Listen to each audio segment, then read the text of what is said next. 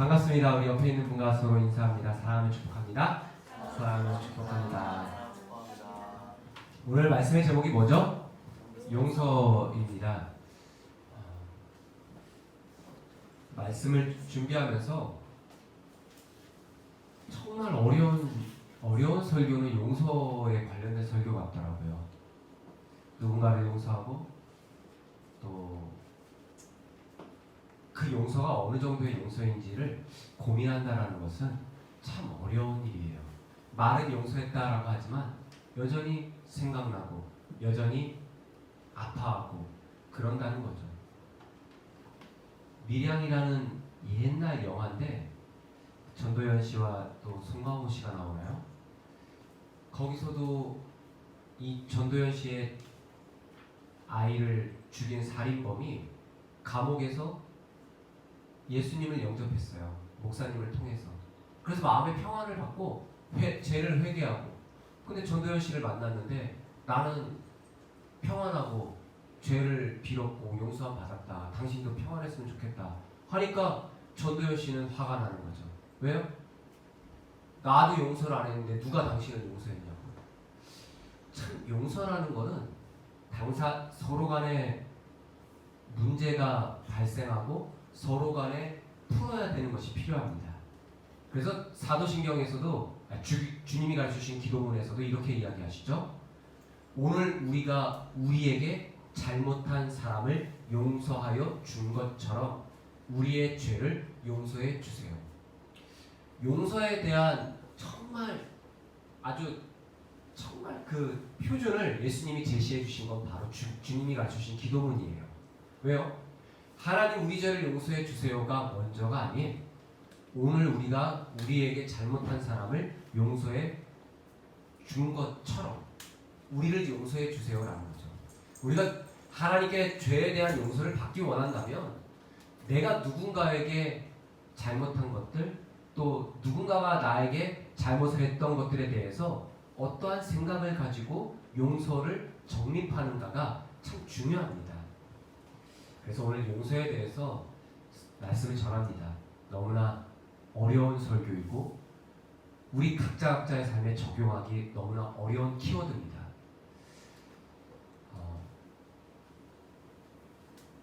유대인들은 7번에 대한 용서를 하면 완전한 용서이다라는 그러한 이 내규가 있었어요. 법률이. 그래서 제자들이 예수님에게 예수님 7번 용서하면 되는 거 아닙니까? 용서에 대해서 예수님은 70번씩 7번이라도 용서를 해라. 무한대의 용서를 말씀을 하셨죠. 근데 저는 오늘 맹목적인 무한대의 용서를 제시하려고 하진 않습니다. 맹목적인 무한대의 용서는 의미 없는 용서입니다. 오늘 우리가 말씀을 나눌 때 요셉이라는 인물을 살펴보고자 합니다. 사실 요셉은 이 위로 10명의 형들이 있었어요. 10명의 형들. 10명의 형들이 있었고 요셉이 있었습니다. 너무나 귀한 아들인지라 이 아버지 야곱이 요셉을 색동옷을 입혔죠. 형들 옷은 밋밋한 옷인데 요셉은 아주 색동옷을 입히고 귀하게 길렀습니다. 형들은 요셉이 싫었죠. 그렇죠. 당연한 거예요. 제가 여기 있는 여러분들 중에 어느 한 명만 오면은 막 잘해주고 하면은 금방 싫어하죠. 그러니까 형들을 미워하면 안 돼요. 우리가 형들은 나쁜 형들이야. 이미 성경을 보면서 또 수많은 메시지들이 무엇을 제시했냐면 성경의 인물은 그레이트한 인물이에요. 그리고 성경의 인물을 힘들게 하고 괴롭게 한 사람들은 악인이야. 그러니까 모두 선과 악으로 쪼개버리는 게 성경 해석이 되어버린 거예요. 아주 안 좋죠. 오늘날에 그런 각도로 바라보면 안 돼요. 저는 오늘 말씀을 전하면서 형들의 상처까지도 이야기하고 싶어요. 아무튼 형들은 굉장히 요셉을 미워했죠. 싫었죠. 저기만 좋아하는데. 그래서 그렇게 요셉이 싫었는데 더 싫어지게 된 사건이 생겼어요. 무슨 사건? 요셉은 꿈을 잘 꿉니다. 꿈을 잘 꾸는데 두 번의 꿈을 꿔요. 이 볏집단의 꿈과 별들과 해와 달의 꿈인데 다 자기 집단과 자기 별을 향해서 다 이렇게 절을 하는 꿈이에요. 상상해 보면 형들은 화가 나는 거죠. 야, 우리가 너에게 절을 한다고? 아빠 엄마까지 너에게 절을 한다고? 굉장히 싫어했죠. 그래서 요셉은 이 이후로 형들에게 완전 미운 털이 바뀌었어요. 그래서 형들이 저 녀석 언제 아빠 없을 때에 내가 아주 괴롭게 하겠다. 우리가 아주 저 녀석 혼내주자 라고 이야기하죠. 그러다가 아빠가 없을 때에 이 요셉을 이집트로 노예로 팝니다. 노예로 끌려가죠. 그러나 이집트로 노예로 팔려가서 요셉은 또 꿈을 잘 꾸고 꿈을 잘 해몽을 해서 이 바로 왕, 이 파라오 왕에게 눈에 들어오고 왕 다음에 총리의 자리에 있게 돼요. 굉장한 권력자가 됩니다. 요셉은. 그리고 가물었어요. 그 시대가 굉장히 가물고 어려울 때에 사람들은 지혜로운 요셉이 이집트에 곡식을 많이 쌓아놨다라는 소식을 듣고 곡식을 얻으러 오죠. 아버지 야곱과 그의 형들도 배고팠고 그래서 아버지 야곱이 야 이집트에 가니까 곡식이 많대더라. 너 가서 곡식 좀 갖고 와라. 그리고 형들을 만납니다. 그리고 오늘 그림에서 형들의 그런 형들과 화해하고 그러한 모습들이 나와요. 자 여러분 저는 여러분들에게 무언가 한 가지를 던져주고 싶어요. 말씀을 준비하면서 여기가 어디냐면 광교 IT 기자단에서 수원시 그런 홍보 이런 저긴데 로고 글건데 너무 제 마음에 와닿아서 캡처를 해봤어요. 뭐냐면 사과데이를 하나 봐요. 여기 사과는 우리 한번 같이 읽어볼까요? 시작. 사과는 과거를 풀고 용서는 미래를 연다. 제가 앞서 용서라는 것은 참 어렵다라고 이야기를 드렸습니다. 시작에 앞서 용서는 너무 힘들고 용서는 너무 괴롭고 또 용서하는 것은 만만치가 않아요. 그리고 용서했다라고 하지만 여전히 그 사람이 내게 행했던 잘못한 것들을 떠올리고 아파한다라는 것은 그게 아름다운 용서일까 고민해봤습니다. 용서는 반드시 따라와야 될 게 있어요. 용서가 먼저 저는 그래서 이 성경의 말씀을 잘 해석해야 된다고 봐요. 70번씩 7번 용서?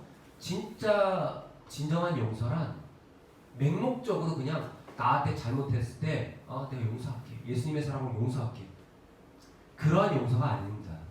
진정한 용서는 나에게 해코지한 그 누군가가 나를 향해서 사과를 해야 될 때에 용서가 가능한 것이죠. 오늘 어찌됐든 상황은 어찌됐든 요셉에게 형들이 찾아와서 우리를 용서해줘라 라고 사정을 하고 용서를 빕니다. 사과. 과거를 풀게 됩니다.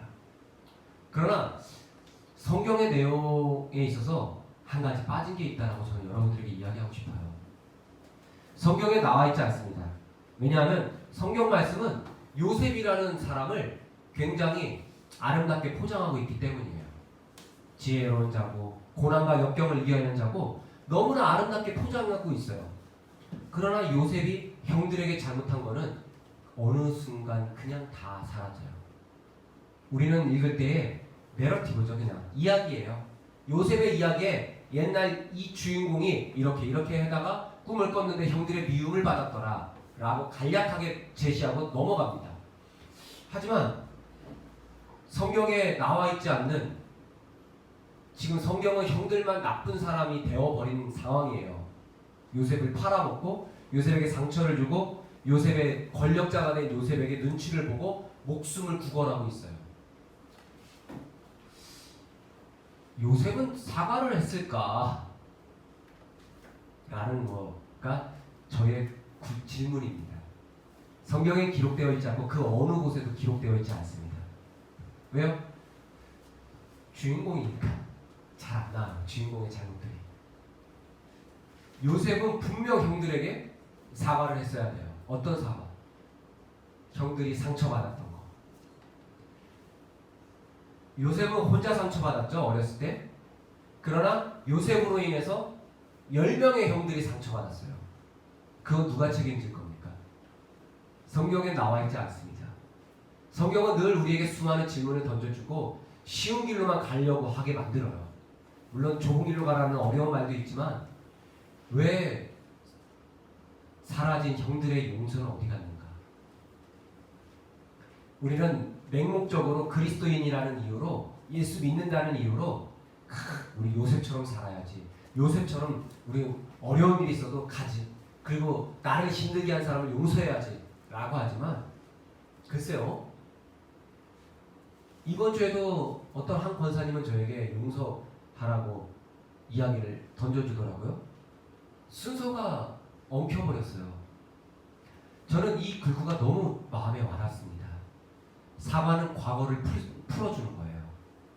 그리고 그 사과를 받으니까 무한대의 70번씩 7번의 용서로 미래를 여는 겁니다. 그 사람과 나와의 관계를, 그리고 공동체의 관계를. 자, 우리는 그리스도인입니다.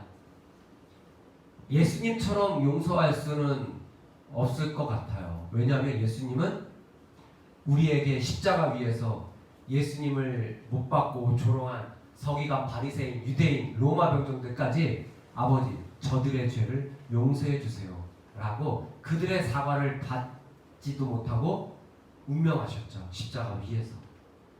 가장 이상적인 용서입니다. 하지만 그리스도인에게 가장 어려운 이 사실 황금률이죠. 신약의 황금률은 사실 너희가 대접받고자 하면은 남을 너희도 대접을 하라 라는 게 신약의 황금률. 가장 귀중한 이 메시지예요. 거기엔 분명 누군가를 향한 배려, 누군가를 향한 사랑, 누군가를 향한 섬김, 누군가를 향한 사과가 있어야 된다라는 겁니다. 그게 진짜 사랑이고 진짜 용서입니다. 우리는 용서에 대해서 교회에서는 용서하라고 하니까, 예수님이 용서하라고 하니까 용서해야지. 글쎄요, 그거 어줍잖은 궁율이라고 저는 봐요. 그거 용서 코스프레예요. 결국 자기 마음은 용서가 안 돼 있는데 그냥 어거지로 하는 거죠. 어거지로 용서, 그래 예수님이 용서하라고 했으니까 용서해야지. 속은 용서가 전혀 안 돼 있어요. 왜일까요? 사과가 빠져있기 때문이에요. 진심 어린 사과가 왔다라면 누구든, 이 자리에 있는 저를 비롯한 우리 모두는 누군가가 나에게 잘못한 자가 내가 정말 미안해, 내가 정말 미안해 한마디 하면 여기서 이놈 그래 이런 사람 아무도 없습니다. 그쵸? 그래 예수님의 사랑으로 내가 용서해야지, 사랑해야지 할 수 있다는 겁니다. 그래서 제가 여기 적었는데요. 용서란 상대방이 진심 어린 마음으로 다가올 때 가능하다는 것을 생각을 했어요. 그러면서 더불어 요셉도 용서를 해야 돼요. 요셉은 용서를 안 했죠. 성경은 그리고 출애굽기로 넘어가죠. 그리고 66권 그 어디에도 요셉이 형들에게 용서를 빌었다라는 이야기는 나오지 않습니다. 외경, 위경 그 어두운 곳에서도 제가 찾아보지는 못했어요. 한 번 더 찾아볼게요.